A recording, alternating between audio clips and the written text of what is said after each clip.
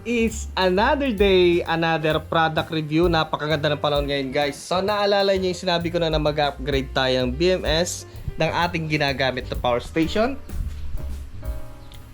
Mag-upgrade kasi tayo. Papalitan natin yung kanyang BMS gamit.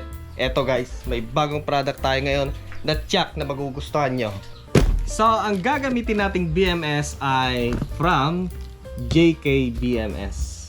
So, kilala naman natin guys na magandang product or BMS ang mga JK product. Buksan natin. Marami to guys. Ayan.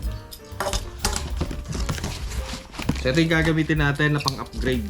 Maganda kasi to kasi meron siyang wireless connection yata. So, try natin. Tingnan natin. Last time kasi ay gumamit tayo ng JK BMS na may inassemble ako dito and nagustuhan ko kaya subukan natin sa ano natin, ginagamit nating power station. So labas muna natin lahat. Marami siya guys. Ayan. So siya nga pala guys para sa mga gustong bumili ng ganitong BMS ni JK. Available in Shopee.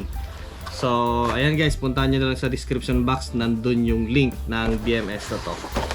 So, dito nagpadala rin siya ng ano, extinguisher. Isa, dalawa, and tatlo, and apat. Apat ang alam ko dito eh. Okay, so buksan muna natin lahat ng mga ano, ng mga extinguisher. So, maganda kasi to, safety sa ating mga battery. Ayan. So malalagyan na natin yung ating power station para kung sakaling magkaroon ng problema dito at dito. Ito, ewan kung pwede natin lagay dito. Dito, pwede rin. Ayan, para safe. Iwas sunog. Kasi ang kulang pa dito sa akin ay yung ano, extinguisher. Wala talaga. Ayan, babatuhin ko na lang siguro ng ano, buhangin. Pero sa ngayon, hindi na. So itong mga extinguisher na to guys ay automatic na siya. Ilagay mo lang sa loob ng system mo yung battery pack sa power station mo, sa inverter mo. Ayan, automatic na pag nagkaroon ng sunog, automatic siyang mag-activate at didiligan niya yung ano, yung apoy. Ayan, so unahin natin yung maliit. To.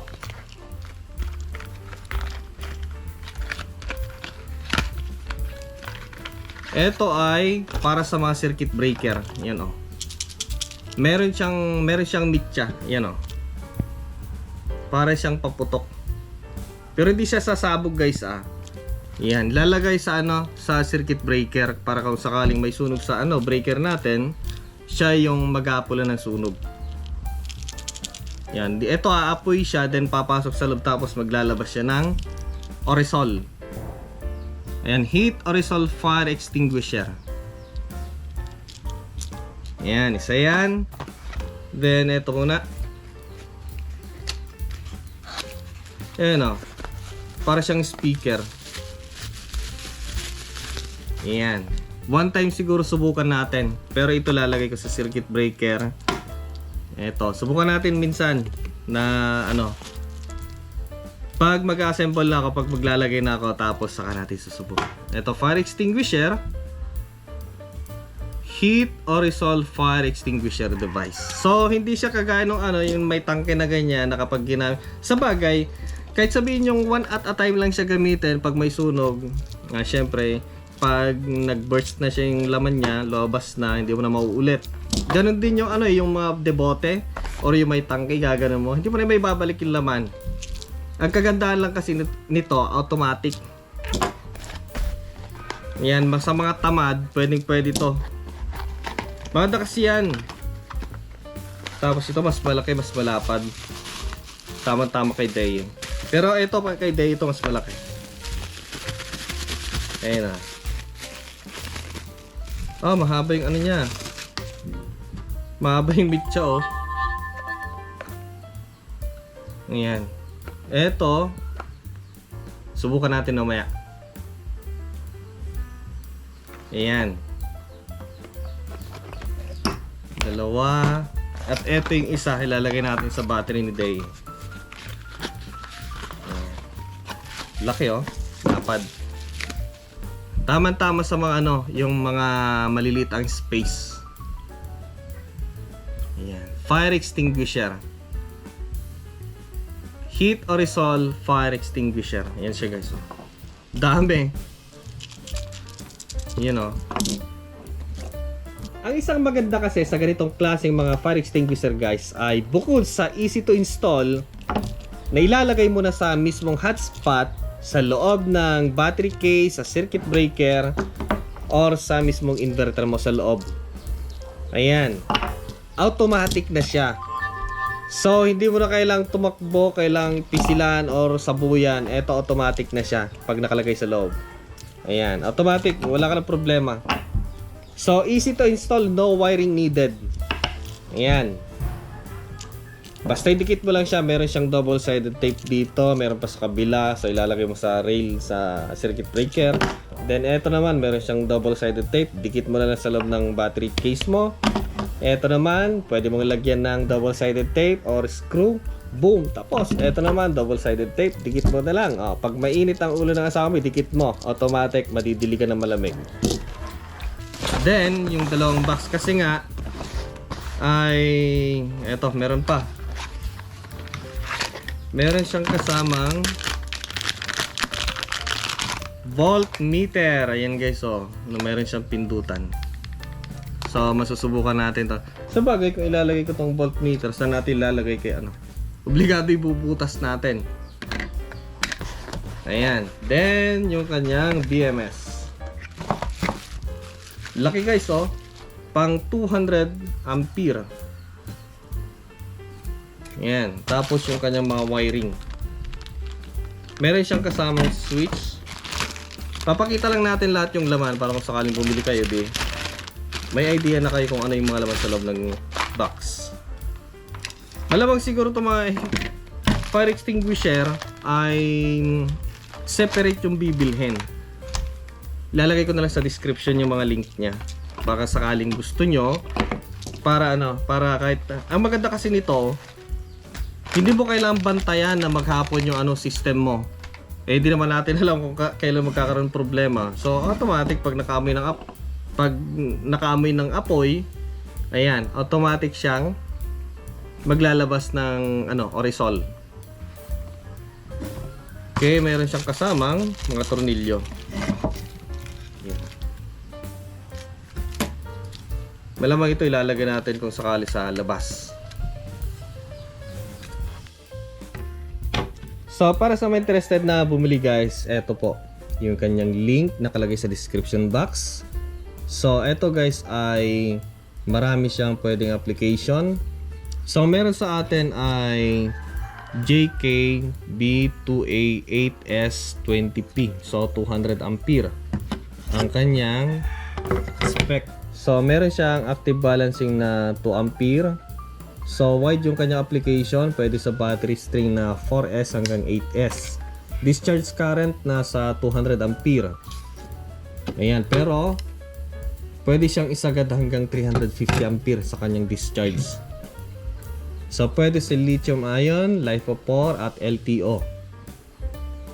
Ayan. So, pwede sa 3S, 8S, LiFePO4, 4S, 8S. Ayan. Kung gusto nyo mag-upgrade, pwede from 4S. Then pwede rin sa LTO is battery string 6S hanggang 8S. Ayan. So nandyan po sa description. Pwede rin yung isa. Eto. Marami. Tapos marami pa silang ibang product aside from that. Yung mga fire, yan guys, ilalagay sa description box. Puntahan nyo na lang. Yan o. Nasa 495 lang pala. Ayan. Ay, meron din pala silang power station guys. Okay. Tapos yung voltmeter to guys. So para sa mga interested, ayan, puntahan nyo na lang. Ayan, mga fire extinguisher, bus bar, marami.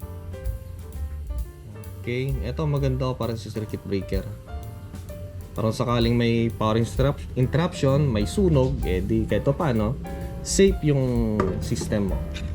So ito guys, ito ampere yung kanyang active balancing 4S hanggang 8S. Ayan. Check natin yung quality. Ganda, kapal ng kanyang yung kanyang heatsink. So ito yung papunta sa negative ng battery, ito yung kanyang output. Meron ba siyang LED? Sa tingin ko meron to para sa kanyang monitor. Ayan, tapos ito yung kanyang mga wirings. At meron siyang kasamang switch. Ewan ko kung saan to ilalagay. Kung ilalagay natin to, malamang siguro optional siya Isa yung kanyang plug. Ayan. Tapos, kung sakali nalagay natin yung kanyang display, baka dito rin. Kasi sa kanyang display, meron isang button. Ayan Malamang ito yung power niya kung sakali. Pwede kasi patayin yung kanyang BMS. Diba? Lagay natin dyan,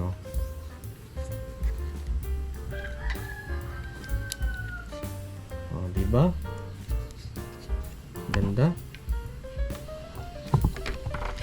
So ayan, malamang kung ganyan ang setup, kung sakali merong box yung battery gagawin mo, di mo na magagamit yung kanyang switch. Yan na lang. Yan, mabibigat tong kanyang Orisol. May laman sa loob kasi na fire extinguisher to Tapos ito pala guys, akala ko wire, yun pala mitya. Ayan, yan naman susunod papasok sa loob, tapos biglang sasaboy niya yung apoy. Yan. Ganda.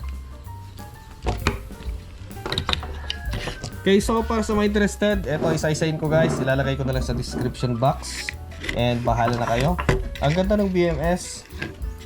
Ito yung mga klaseng mga BMS na magandang yung chassis ng battery ay acrylic. Okay, maraming salamat.